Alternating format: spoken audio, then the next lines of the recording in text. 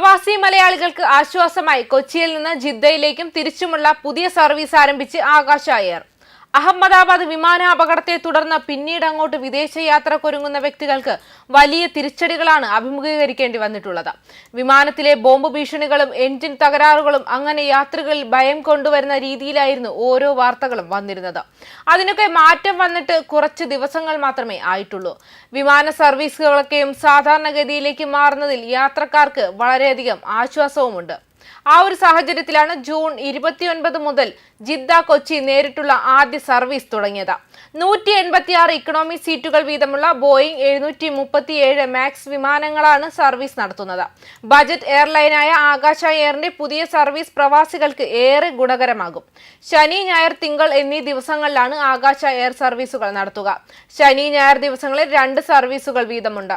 ശനി, തിങ്കൾ ദിവസങ്ങളിൽ രാവിലെ 6:10 കൊച്ചിയിൽ നിന്ന് പുറപ്പെട്ട് രാത്രി 9:55 വിമാനം ജിദ്ദയിലെത്തും. ജിദ്ദയിൽ നിന്ന് തിരികെ അടുത്ത ദിവസം രാവിലെ 6:45 കൊച്ചിയിലേക്കുള്ള മടക്കം. ഞായറാഴ്ച പുലർച്ചെ 3 പുറപ്പെടുന്ന വിമാനം ജിദ്ദയിൽ രാവിലെ 7:45 എത്തും.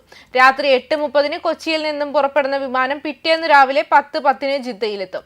അതേസമയം ക്യാബിനിലെ ഉയർന്ന താപനിലയെ തുടർന്ന് ഞായറാഴ്ച ടോക്കിയോയിൽ നിന്ന് ഡൽഹിയിലേക്ക് പോവുകയായിരുന്ന എയർ ഇന്ത്യ വിമാനം കൊൽക്കത്തയിലേക്ക് തിരിച്ചുവിടുകയുണ്ടായി.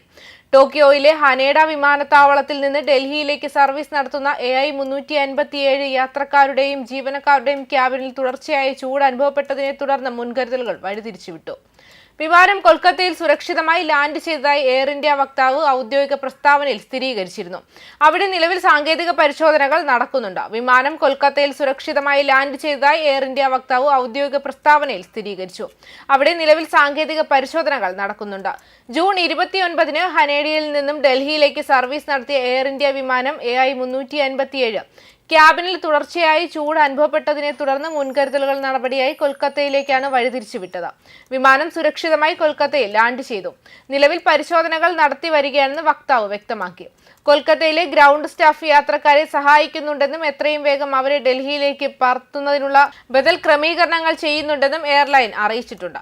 ഈ അപ്രതീക്ഷിത വഴിതിരിച്ചുവിടൽ മൂലമുണ്ടാകുന്ന അസൗകര്യം കുറയ്ക്കുന്നതിന് കൊൽക്കത്തയിലെ ഞങ്ങളുടെ ഗ്രൗണ്ട് സഹപ്രവർത്തകർ യാത്രക്കാർക്ക് ആവശ്യമായ എല്ലാ പിന്തുണയും നൽകുന്നു.